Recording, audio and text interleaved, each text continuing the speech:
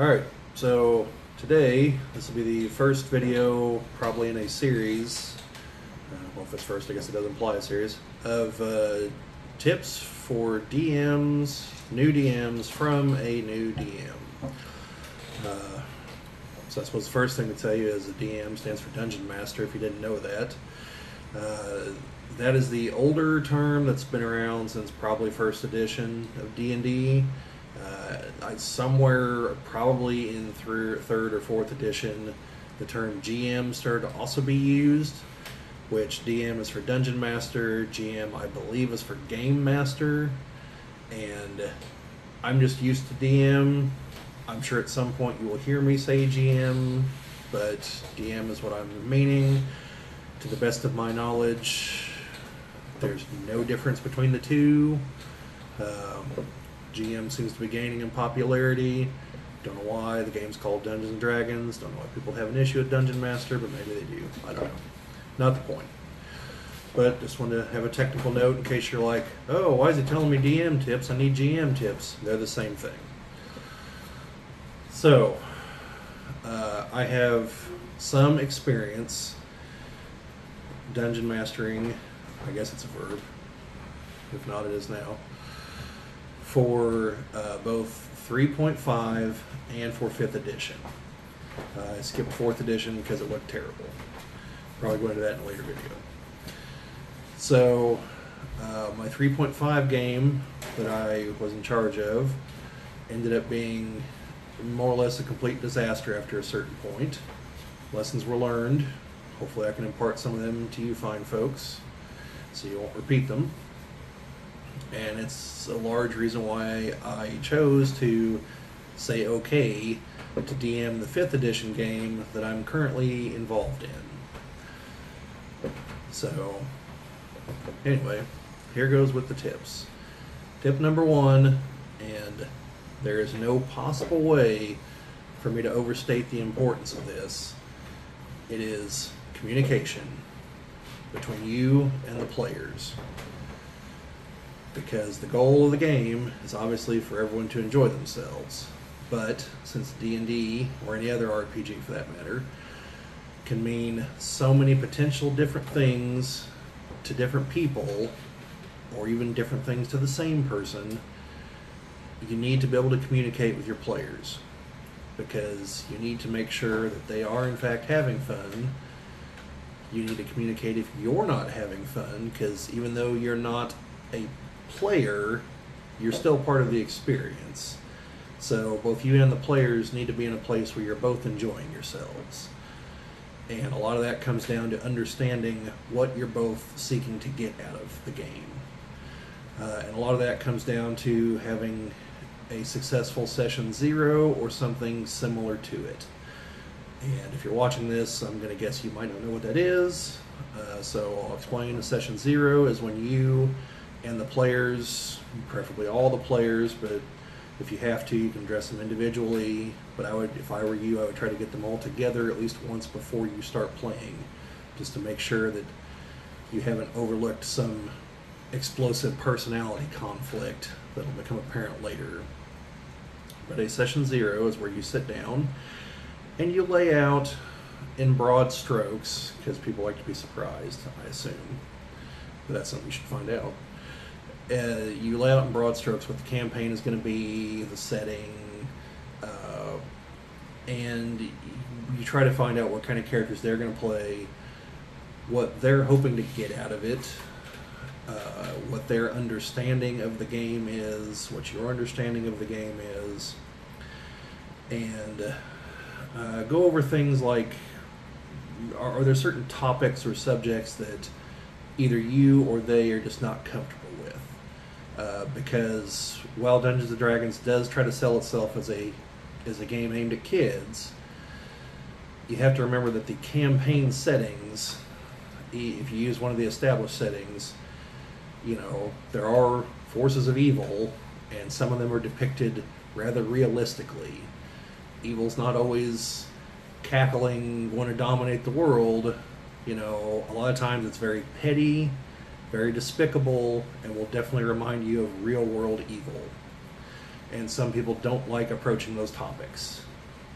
And since I'm not entirely certain what will get pinged on YouTube's algorithms here, there's a few things I'm not going to mention directly, but let's just say there's some of the more heinous crimes you can commit against other people, particularly the opposite gender, typically.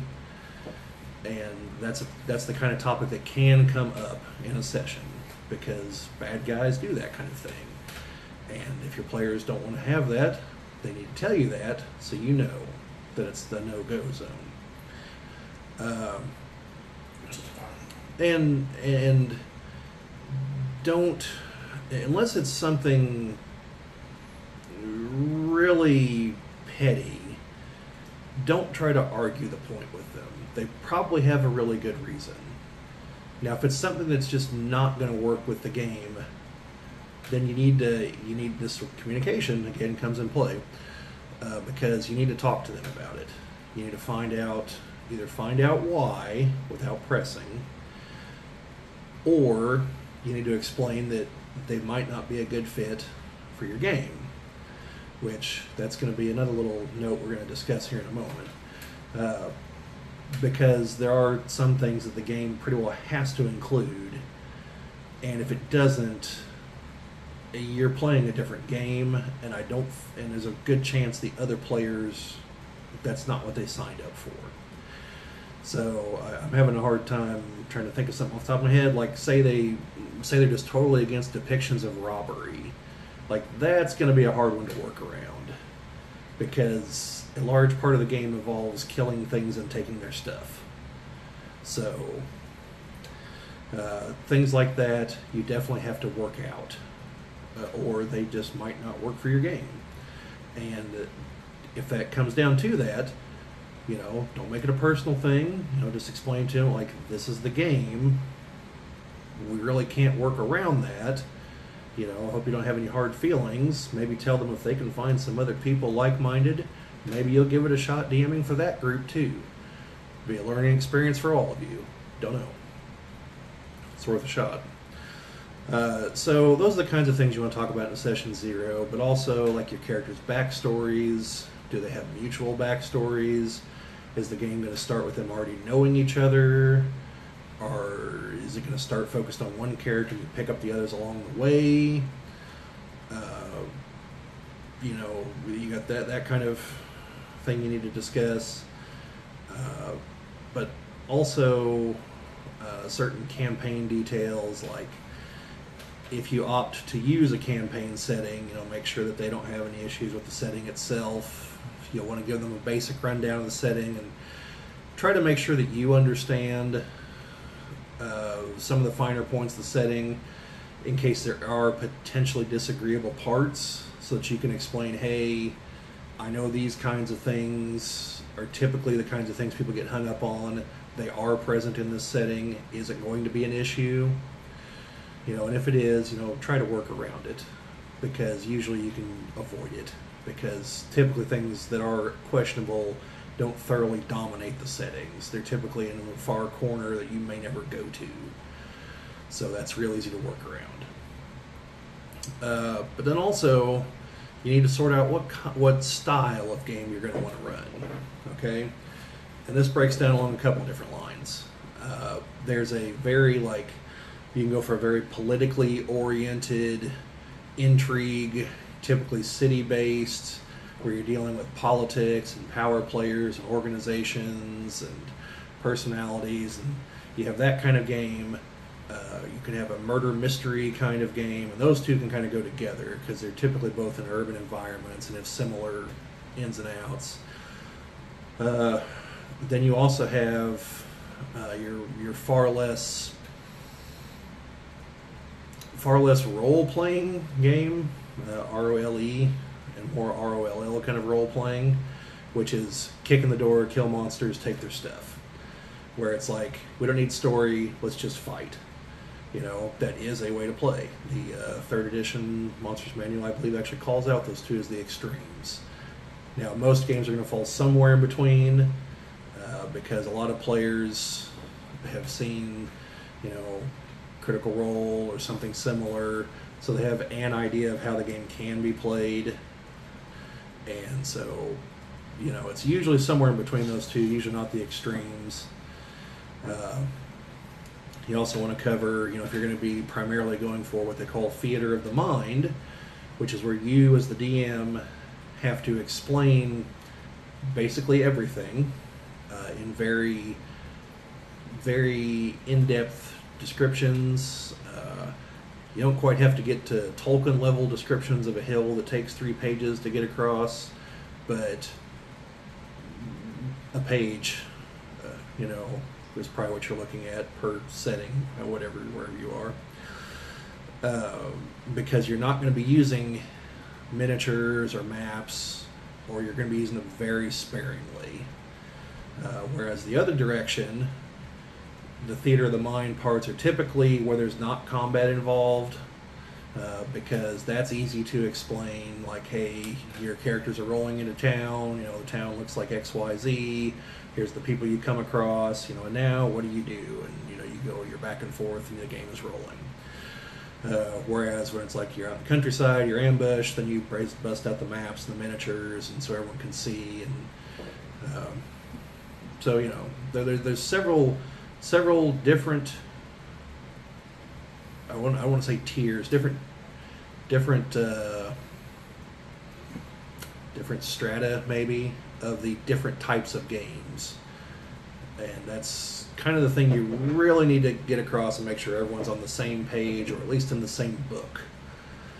And then once you start playing, it's good after each game or after every other game, you know, try to talk to your players,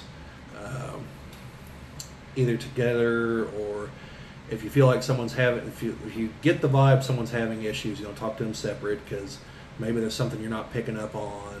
Maybe there were expectations they had that aren't being fulfilled that you can work into the game. But basically, communication. Rule number 1, most important thing, because everyone's here to have fun, and if people are on the different pages in different books, it's not going to work. So that is number 1, most critical thing. Now, number 2, I would say, is be prepared. And this is very difficult to like put a, hey, it should take you X number of minutes to prepare for this kind of session. You really can't do that. Because you have no idea what your players are going to do unless you're completely railroading them. Now, if you left in the middle of a dungeon, odds are pretty good that's where things are going to pick up at the next game. So if you leave on that, you have a good idea where things are going to go because you set up the dungeon in the first place. So for something like that, you want to try to make sure that you have,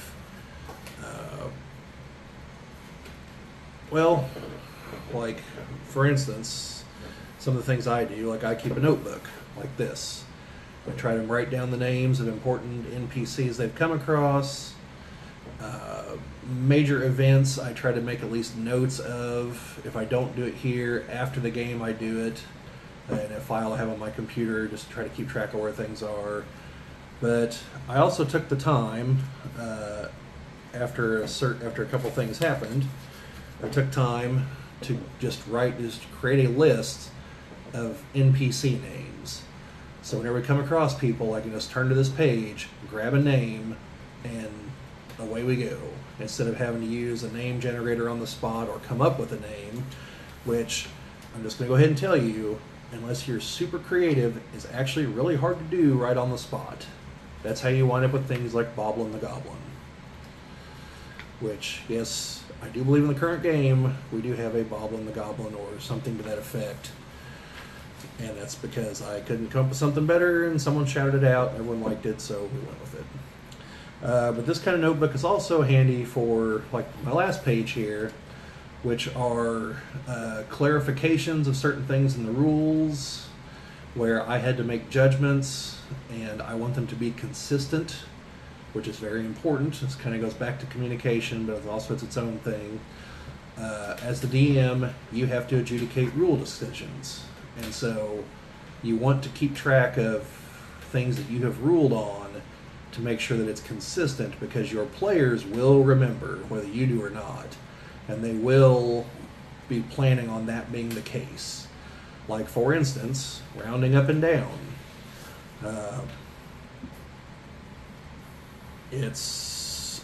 I have to say it's probably in the DM's guide somewhere, but I didn't see it.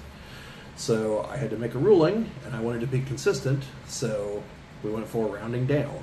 So I had to write that down to make sure, in case I ever question later on, like, was it up or down? You know, I have that. Also, how we decided we were going to handle critical hits. Because critical hits, you have to deal with, it's double the dice. Well, does that mean you roll the damage dice and then double it, or do you roll twice as many dice? And so we had to come up with what we were going to do. And since for the NPCs and the monsters, I just use the average damage, I then have to write down how that works for those, because the stat blocks break down which part comes from the dice, which part comes from bonuses, and so but I have to keep track of it here, so I know how to do the math, so I'm not messing over the players, because that's not my job, which we'll get to that in just a moment. So yeah, important notes, history notes, things like that. This all really comes in handy, you know, so that you can keep track of things, and that's very critical in your planning also, so you're not sitting there late at night the day before your game thinking, oh man, what was the name of that guy we ran into 3 sessions ago that owned the bar, because I know the players are going back there. Well, if you write it down, you don't have to wonder about that. So, but also, like I said, the other notes, like the NPC names, that's so you can, you know, take off and go. You don't have to sit there and stall a game. Now, it's a little more difficult if you're really dedicated to using like miniatures, maps, and terrain and everything, and you have a certain setup ready and the players go another direction. Well, I mean, you tried. That happens. One way around that is a concept that I've seen other names for it, but essentially it's all roads lead to Rome. And it doesn't matter which road your players take, they're going to wind up in that dungeon no matter what. So, you know, you can try that. Some people call it railroading, you know, but it is what it is. If you spent 3 hours building the thing, like, you're going to want to get used to it. Your players might think they're avoiding it, but the dungeon they're going to go into is going to be suspiciously like the one you already had set up. So, you know. So also on the kind of preparedness and game aids, I have found that a whiteboard like this is very, very useful. It's small, portable, has a clip for the pen, but allows you to do a lot of things, especially like if you're going for theater of the mind and someone doesn't quite understand, you can do a quick sketch so that they can see it and quickly erase it. In combat, it lets you write down initiative order, hit points, who's taking damage, you know, conditions, and you can erase it as soon as you're done. You know, it's overall, it's very useful. If you have to, you could use it if you have to give a message to a single player, write something down, tell them to come over and look at it, and, you know, although it's probably easier at this point in time just to text them or just go into another room and explain it if it's a little more complicated than texting. So, ultimately, be prepared. You know, that's you know, just sound advice, no matter how you want to do it. So, number 3, you need to make sure that you do not approach the game with an adversarial mindset. Your job is not to beat the players. Okay? You could beat the players. That's a possibility. And that goes back to communications as far as like expectations that your players want to deal with the possibility of their characters dying or not. You know, there's plenty of people that don't want their characters to die, and so they establish that that's not going to happen. It doesn't mean terrible things can't happen to them, just that death won't be one of them. So, makes for a different game, but, you know, the game is easily playable that way. But my point is, don't look at each encounter as it's my job to beat the players.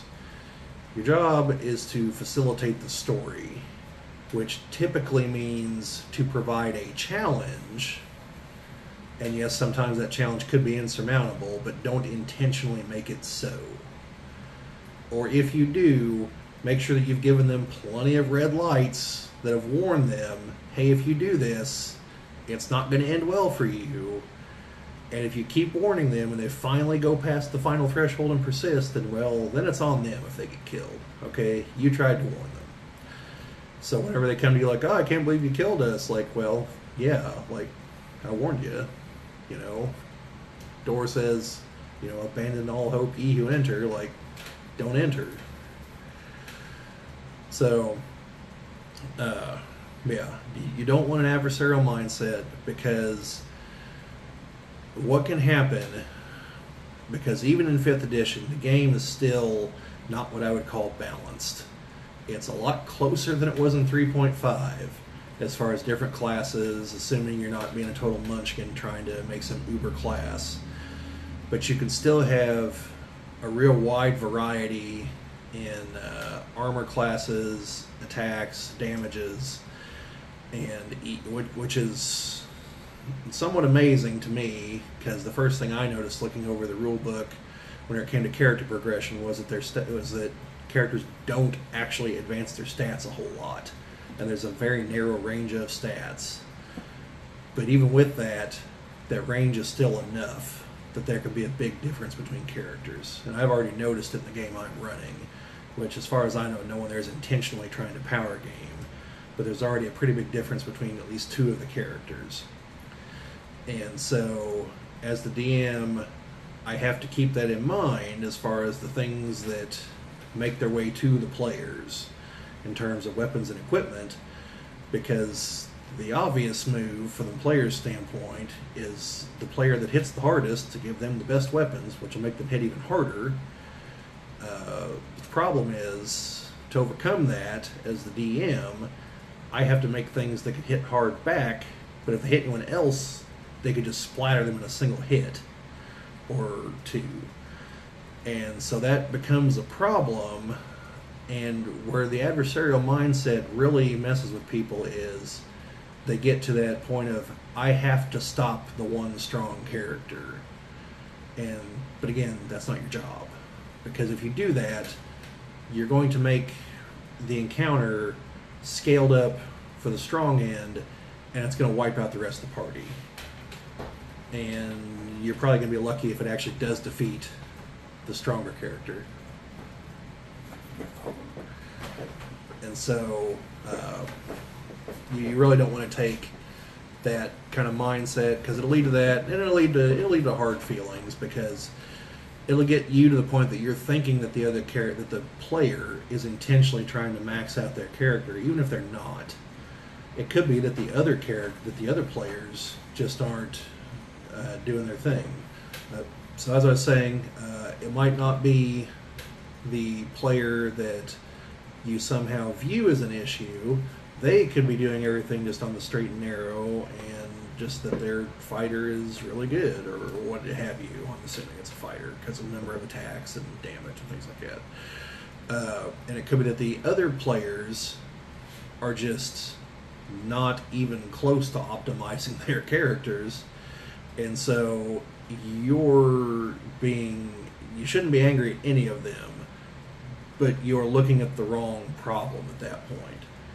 The problem is the other 3 players, but the problem is too strong a word. The issue, I guess, would be what I'd say here. Where you might want to talk to them and just make sure that they understand that, you know, maybe they're new players and don't realize that their characters aren't what they could be. And again, they don't even have to be super highly optimized. It could just be a case of they're not even normal, like they've just made a series of really bad decisions with their character creation, which should be difficult with 5th edition, because 5th edition is very forgiving.